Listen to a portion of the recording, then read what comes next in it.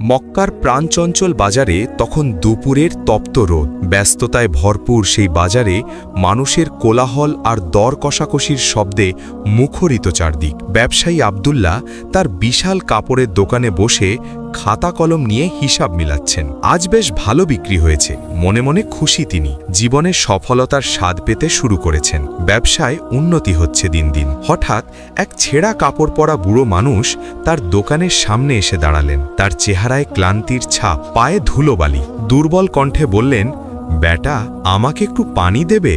অনেকক্ষণ ধরে হাঁটছি, খুব তৃষ্ণা পেয়েছে। আব্দুল্লাহ মাথা তুলে তাকালেন না, হিসাবের খাতায় চোখ রেখেই বিরক্ত স্বরে বললেন, দেখছো না ব্যস্ত আছি, আমার কাছে সময় নেই। ওই কোণে একটা কূপ আছে, ওখানে যাও। হাত দিয়ে ইশারা করলেন দূরে। বুড়ো মানুষটি কিছু বললেন না, মাথা নিচু করে চুপচাপ চলে গেলেন। তার পায়ের শব্দ মিলিয়ে গেল বাজারের কোলাহলে। ঠিক তখনই পাশের দোকান থেকে এক যুবক এই দৃশ্য দেখছিলেন। তার নাম ইব্রাহিম। ছোট্ট একটা মুদির দোকান তার। আয় খুব একটা বেশি নয়, কিন্তু হৃদয়ে রয়েছে ঈমানের আলো। রাসূলুল্লাহ সাল্লাল্লাহু আলাইহি ওয়াসাল্লামের শিক্ষা অনুসরণ করাই তার জীবনের লক্ষ্য। ইব্রাহিম তৎক্ষণাৎ দোকান থেকে বেরিয়ে দৌড়ে গিয়ে বুড়োকে ডাকলেন, চাচা যান, দাঁড়ান দাঁড়ান, কোথায় যাচ্ছেন এভাবে? আসুন আসুন, আমার দোকানে বসুন। বুড়ো থমকে দাঁড়ালেন। ইব্রাহিম তার হাত ধরে নিজের দোকানে নিয়ে এলেন, একটা পরিষ্কার মাদুর বিছিয়ে বসতে দিলেন। তারপর একটা মাটির কলস থেকে ঠান্ডা পানি ঢেলে দিলেন পেয়ালায়। শুধু তাই নয়, একটা থালায় করে কয়েকটা তাজা খেজুরও এনে দিলেন। চাচা যান, ধীরে ধীরে খান, কোনো তাড়া নেই, আপনি অনেক ক্লান্ত মনে হচ্ছে। এরপর ইব্রাহিম একটা গামলায় পানি ভরে এনে নিজ হাতে বুড়োর পা ধুয়ে দিলেন। মহান আল্লাহের বান্দার সেবা করা যে কত বড় সৌভাগ্যের বিষয় তা তিনি জানেন। বুড়ো মানুষটি এই মমতা ও ভালোবাসা দেখে চোখের পানি ফেলে বললেন, তুমি কে বাবা? এত ভালোবাসা, এত মানবিকতা কোথায় পেলে? আজকাল তো সবাই শুধু নিজের লাভের কথা ভাবে। ইব্রাহিম বিনীতভাবে হেসে বললেন, চাচা যান, আমি একজন সাধারণ মুসলমান। আমাদের প্রিয় নবী মুহাম্মদ সাল্লাল্লাহু আলাইহি ওয়াসাল্লাম বলেছেন, তোমরা মানুষের সাথে ভালো ব্যবহার করো, প্রতিটি ভালো কাজ সদকা। আপনি হয়তো আজ দরিদ্র, কাপড় চোপড় ছেঁড়া, কিন্তু আল্লাহর কাছে কে জানে আপনি কত মূল্যবান। মানুষের মর্যাদা তার পোশাকে নয়, তার তাকওয়া ও আমলে। আমি তো শুধু আমার দিনের শিক্ষা অনুসরণ করছি। বুড়ো মানুষটি নীরবে সব শুনলেন, গভীর দৃষ্টিতে তাকিয়ে রইলেন ইব্রাহিমের দিকে। তারপর দোয়া করলেন, আল্লাহ তোমাকে উত্তম প্রতিদান দান করুন বেটা, তুমি সত্যিই একজন সৎ মুমিন। কিছুক্ষণ বিশ্রাম নেবার পর বুড়ো উঠে দাঁড়ালেন। ইব্রাহিম তাকে পথ চলার জন্য আরও কিছু খেজুর দিয়ে দিলেন। বুড়ো চলে গেলেন ধীর পায়ে। আব্দুল্লাহ পাশের দোকান থেকে সব দেখছিলেন। মনে মনে ভাবলেন, এই ইব্রাহিম বড্ড বোকা, ব্যবসার সময় এসব করে কি লাভ? 7 দিন পর, সেদিন ছিল শুক্রবার। জুমার নামাজের পর বাজার আবার মুখরিত হয়ে উঠেছে। হঠাৎ দূর থেকে ঘোড়ার খুরের শব্দ। রাজকীয় পোশাক পরা কয়েকজন অশ্বারোহী সৈন্য বাজারে ঢুকল। সবাই অবাক হয়ে তাকিয়ে রইল। এমন দৃশ্য তো সচরাচর দেখা যায় না। একজন রাজদূত ঘোড়া থেকে নেমে চারদিকে তাকাতে লাগলেন। তারপর জিজ্ঞেস করলেন, এখানে ইব্রাহিম নামে কোনো ব্যবসায়ী আছেন? মানুষের ভিড় জমে গেল।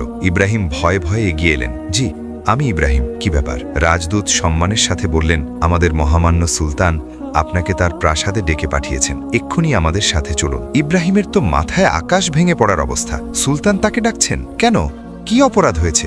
নাকি কোনো সমস্যা? আব্দুল্লাহ মনে মনে ভাবলেন, নিশ্চয়ই কোনো ঝামেলা হয়েছে। ইব্রাহিমকে ঘোড়ায় তুলে নিয়ে যাওয়া হলো প্রাসাদের দিকে। বিশাল সেই রাজপ্রাসাদ, সোনার গম্বুজ, মার্বেল পাথরের দেয়াল। জীবনে এমন জায়গা দেখেননি ইব্রাহিম। প্রাসাদের ভেতরে ঢুকে যখন সিংহাসন কক্ষে প্রবেশ করলেন, চোখ কপালে উঠল তার। সেই ছেঁড়া কাপড়ের বুড়ো এখন রাজকীয় পোশাকে সিংহাসনে বসে আছেন। চারপাশে মন্ত্রী, সেনাপতি, উজির নাজিরেরা দাঁড়িয়ে। ইব্রাহিম বুঝতে পারলেন না কিছুই। তিনি তো একজন সাধারণ মানুষকে সাহায্য করেছিলেন। এ কি ব্যাপার? সম্রাট মৃদু হেসে উঠে বললেন, চিনতে পারছো আমাকে ইব্রাহিম?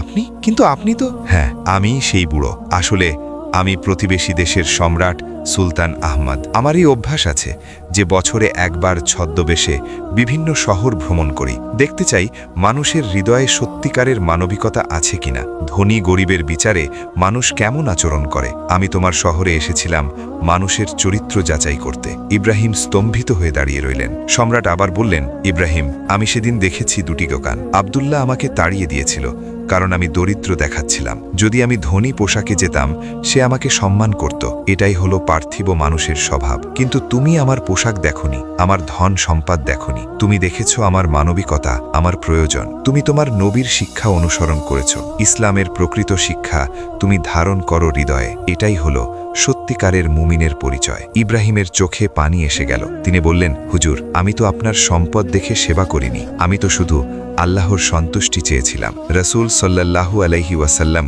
যে আদর্শ দেখিয়ে গেছেন, সেই পথে চলার চেষ্টা করেছি মাত্র। সম্রাট উঠে দাঁড়িয়ে ইব্রাহিমের কাঁধে হাত রাখলেন, বললেন, এজন্যই তুমি পুরস্কারের যোগ্য। তোমার নিয়ত ছিল পবিত্র, তোমার কাজ ছিল নিঃস্বার্থ। তুমি প্রমাণ করেছ যে এখনও পৃথিবীতে সৎ মানুষ আছে। তোমার জন্যে একটি উপহার আছে।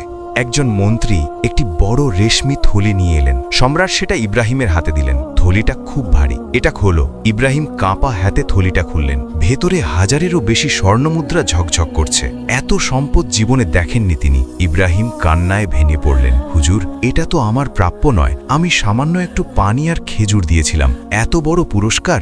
না, আমি পারবো না। আমি শুধু আল্লাহর সন্তুষ্টির জন্য করেছি, দুনিয়াবি কোনো বিনিময়ের জন্য নয়। সম্রাট হাসলেন, তাই তো, তুমি দুনিয়ার বিনিময়ে চাওনি বলেই আল্লাহ তোমাকে দুনিয়া এবং আখিরাত উভয়ের পুরস্কার দিলেন। এটা আমার দান নয়, এটা আল্লাহর দান, আমার মাধ্যমে। যখন বান্দা নিঃস্বার্থভাবে আল্লাহর রাস্তায় কাজ করে, আল্লাহ তাকে এমনভাবে পুরস্কৃত করেন যা সে কল্পনাও করতে পারে না। তুমি এই অর্থ নাও এবং আল্লাহর পথে খরচ করো। ইব্রাহিম বুকে জড়িয়ে ধরলেন সেই থলি। মনে মনে আল্লাহর শুকরিয়া আদায় করলেন। সেদিন থেকে ইব্রাহিমের জীবন পাল্টে গেল। কিন্তু তিনি নিজেকে পাল্টাননি। সেই স্বর্ণমুদ্রা দিয়ে তিনি শহরে একটা বড় এতিমখানা বানালেন, যেখানে অসহায় শিশুরা লেখাপড়া শিখবে, কোরআন পড়বে। বানালেন একটা সুন্দর মসজিদ, যেখানে মানুষ ইবাদত করবে। দরিদ্রদের জন্য খাবারের ব্যবস্থা করলেন। আল্লাহর রাস্তায় তার সম্পদ খরচ করে তিনি অসীম সুখ পেলেন। আর আব্দুল্লাহ, যখন তিনি এই ঘটনা শুনলেন, লজ্জায় মাথা নত হয়ে গেল। বুঝলেন কি বিশাল ভুল করেছিলেন তিনি। একজন মানুষকে তার বাহ্যিক অবস্থা দেখে অবমূল্যায়ন করেছিলেন। সেদিন থেকে আব্দুল্লাহ পাল্টে গেলেন। প্রতিটি মানুষকে সম্মান করা শিখলেন।